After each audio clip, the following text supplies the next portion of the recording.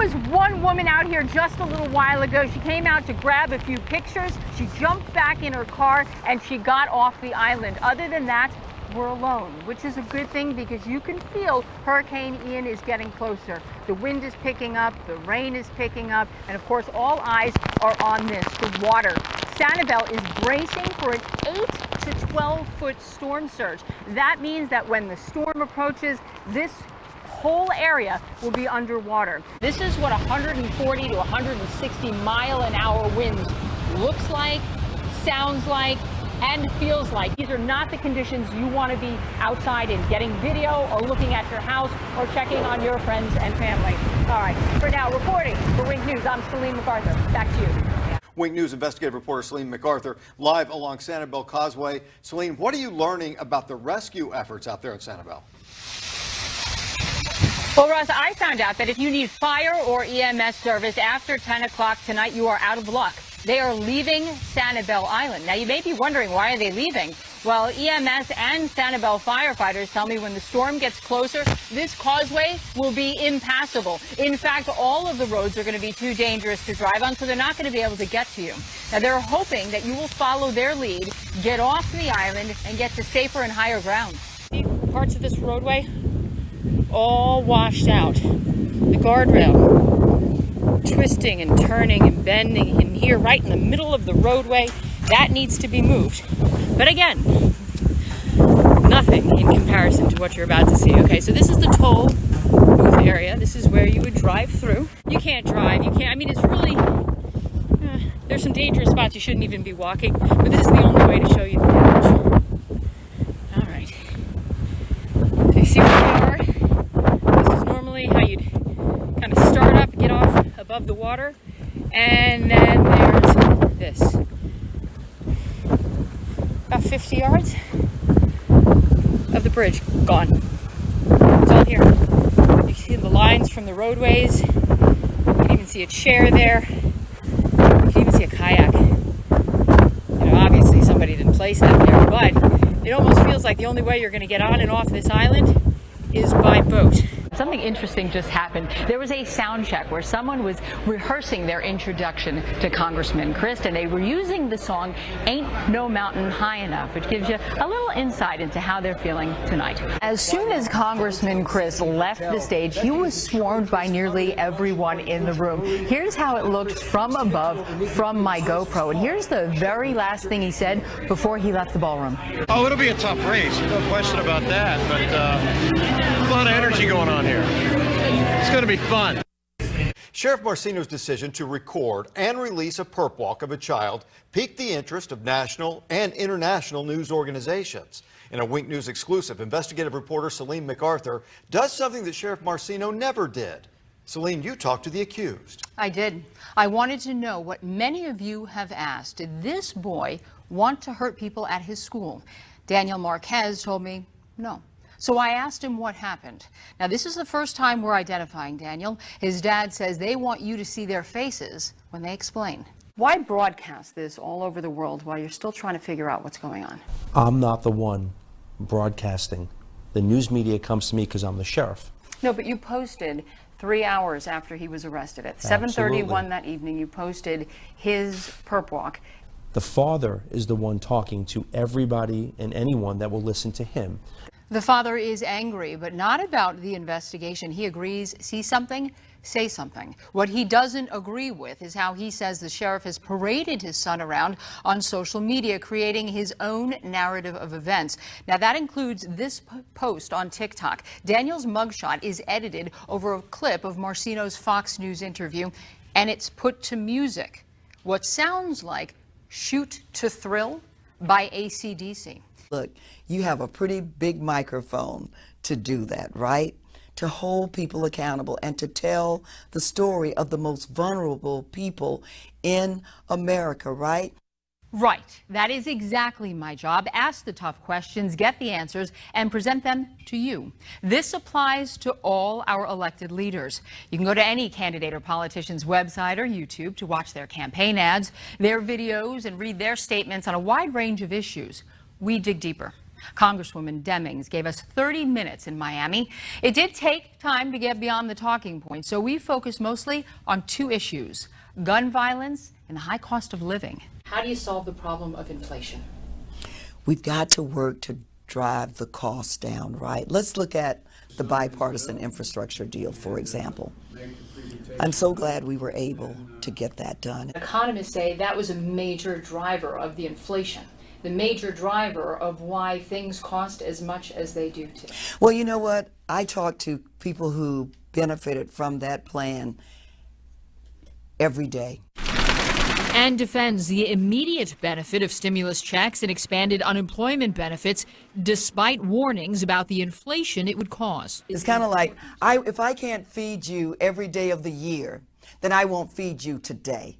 On the other hand, Senator Marco Rubio's interview is on Zoom. That's the only way they'd agree to that interview. And I think a society that begins to decide what kind of life is worthy of protection and what kind of life is not is a society on a very dangerous, slippery slope. But you do support capital punishment, the death penalty.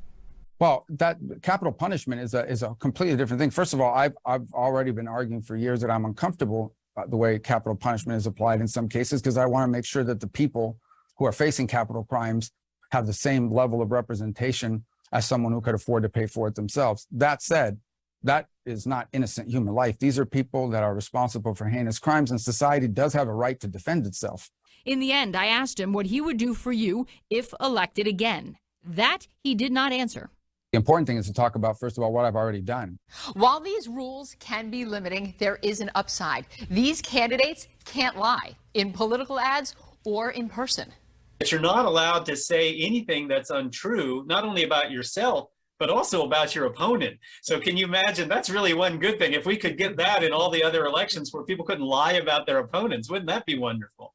Why can't we do that? Well, unfortunately, because of free speech, and in those other offices, there's a lot of leeway given to free speech, and so you can say things that are borderline not true as long as they have a grain of truth. A 29-year-old man with meth, marijuana, cocaine, and fentanyl in his system drives a stolen car the wrong way on Shelburne Road and slams into another car head-on. His name is Adrian Moore.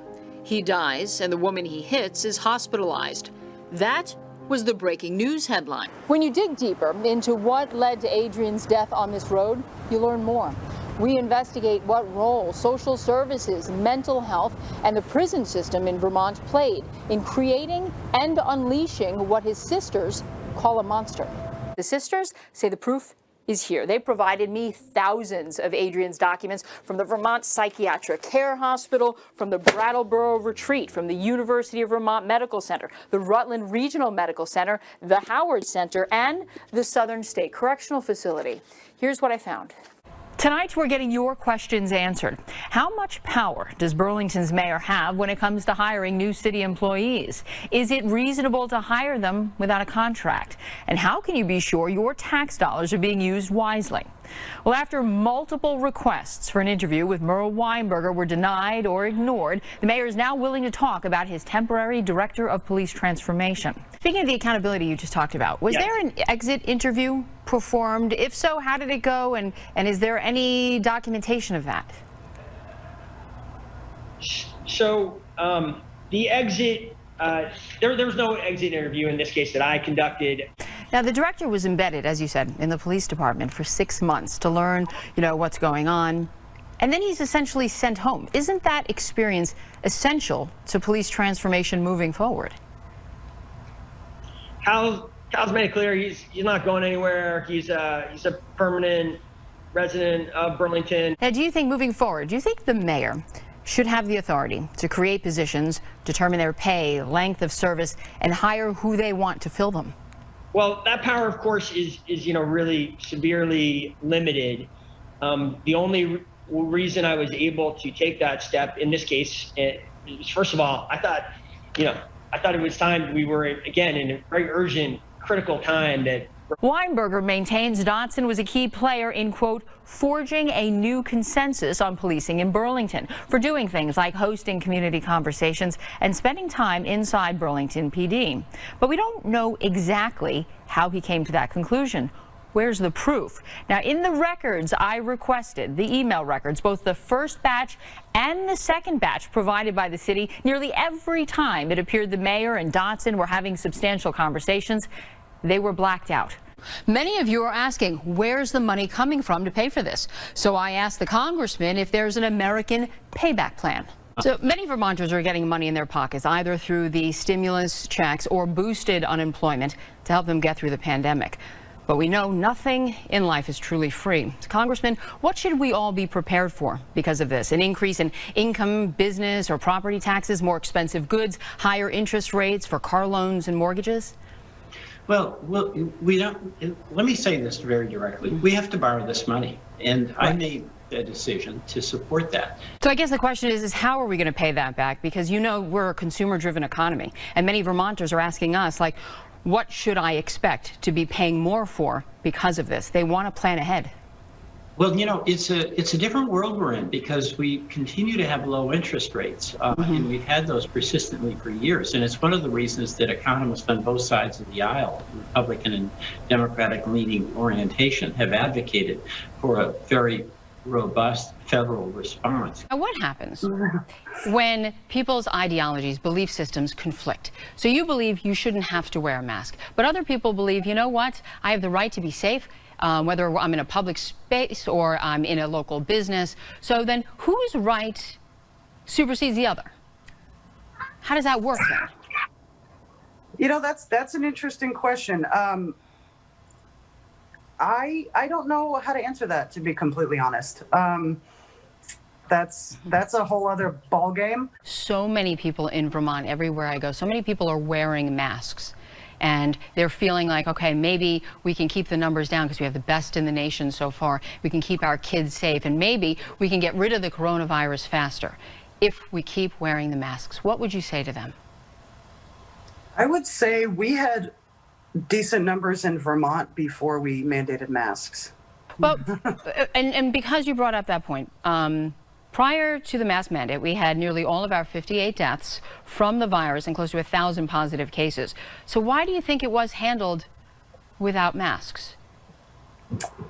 Well, it's without having all of the information in front of me, and obviously there are things I don't know.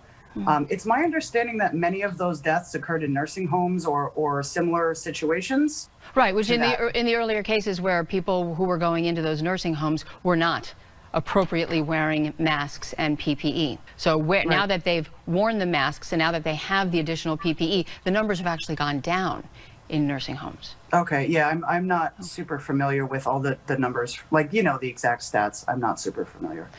Mary Sheldon, thank you so much for coming on and having what's not always an easy conversation. I know. Thank you for having me. Thank you. Delta response, Pine Grove Cemetery, an unconscious person. It's definitely hard to wrap your mind around something like that.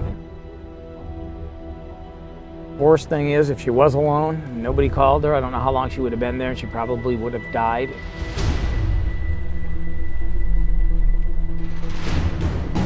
From this cemetery in Manchester, New Hampshire, to the source in the Caribbean, we take you on an exclusive ride through the opioid pipeline that runs up the East Coast.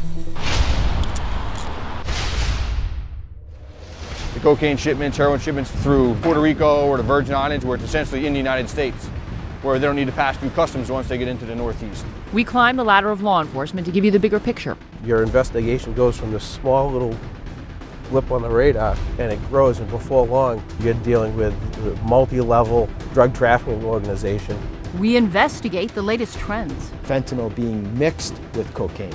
So we have a community of users who feel like maybe I'm safe from this because I'm not a heroin user. And emerging threats you need to know to protect your family. Cartels don't have to play by any rules at all. We go old school to bring you the news no one else is reporting. They'll have runners pick up the drugs in boats like this one.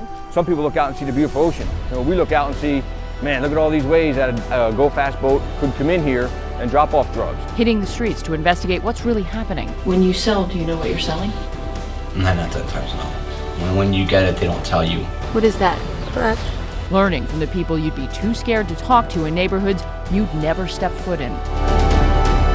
The U.S. may be focused on strengthening the northern and southern borders. We're going to build a wall It's going to be a great wall. It's going to be a real wall. But the back door to the United States is open. They can close all borders. They can close the Canada, they can close the border in Mexico, but there's a back door open, which is Puerto Rico. And an alarming number of dealers and drugs are flowing through to you. In Lawrence, it's every other house. I've come down here randomly and just found it. Do you guys know where I can get some brown? Up in Lawrence, had that 10 kilos or that 1 kilogram of heroin or fentanyl get up there. We need to know, we need to work it all the way back here so we can stop it there where it's coming out. We went to the source to find out. I receive all the drugs that come in from Colombia and Venezuela. Eye-opening stories you wouldn't believe if we didn't travel thousands of miles to bring them back to you. What you see on TV is accurate. There's a lot of death associated with the business. You have to take care of your children and prevent them from ending up on the streets. If we have to go neighborhood to neighborhood, house to house, we're prepared to do it because people's lives are at stake here. Hey, police, search warrant! Get on the ground right now! We've got to go after the organization so we can eliminate them from start to finish because it's so important for us to interrupt that supply and bring those people to justice. You're going to join us? Thank you for joining us. I just got it in my ear. Producers are like, where are you, Greg? Where are you? Where are you, Greg? Are you looking at our forecast? I'm checked out. It's midnight. I'm ready to go. You don't want it just a quick little something? No, I'm done with weather. But might I say, all right, well, let me tell you, if most of the time, if you want to get out, you want to get out in the morning on Sunday and Monday. In the afternoons, it's going to be a little bit iffy. Tune in to the Pink Weather Team for more.